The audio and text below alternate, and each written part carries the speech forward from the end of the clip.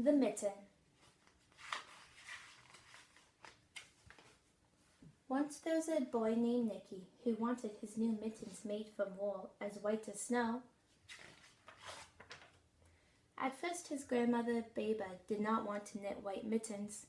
If you drop one in the snow, she warned, you'll never find it. But Nicky wanted snow white mittens, and finally Baba made them. After she finished, she said, when you come home, first I'll look to see if you are safe and sound, but then I'll look to see if you still have your snow white mittens. So off Nicky went, and it wasn't long until one of his new mittens dropped in the snow and was left behind. A mole, tired from tunneling along, discovered the mitten and burrowed inside. It was cozy and warm and just the right size, so he decided to stay. A snowshoe rabbit came hopping by. He stopped for a moment to admire his winter coat. It was then that he saw the mitten, and he wiggled in, feet first. The mole didn't think there was room for both of them, but when he saw the rabbit's big kickers, he moved over. Next, a hedgehog came snuffling along. Having spent the day looking under wet leaves for things to eat, he decided to move into the mitten and warm himself.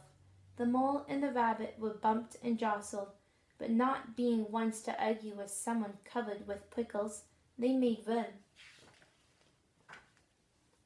As soon as the hedgehog disappeared into the mitten, a big owl, attracted by the commotion, swooped down.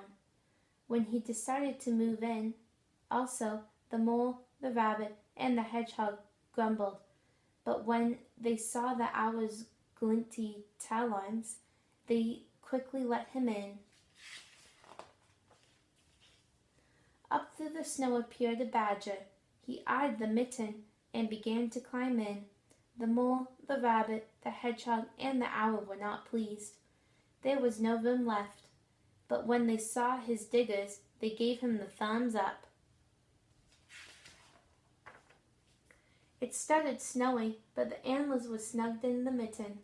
A raft of warm steam rose in the air, and a fox trotting by stopped to investigate.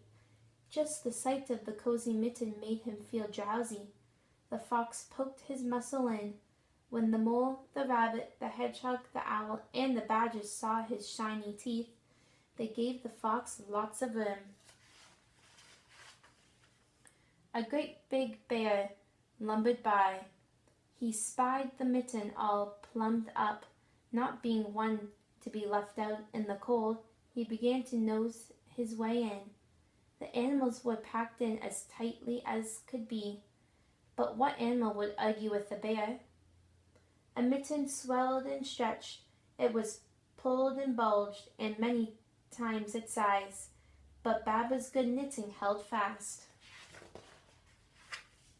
Along came a meadow mouse, no bigger than an acorn.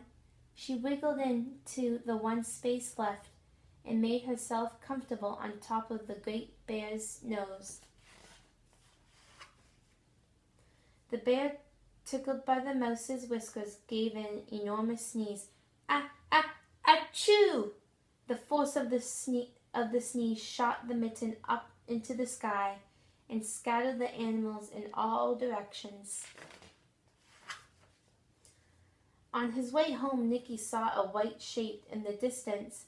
It was the lost mitten shadowette against the blue sky. As he ran to catch the snow-white mitten, he saw Baba's face in the window. First she looked to see if he was safe and sound, and then she saw that he still had his new mittens. The end.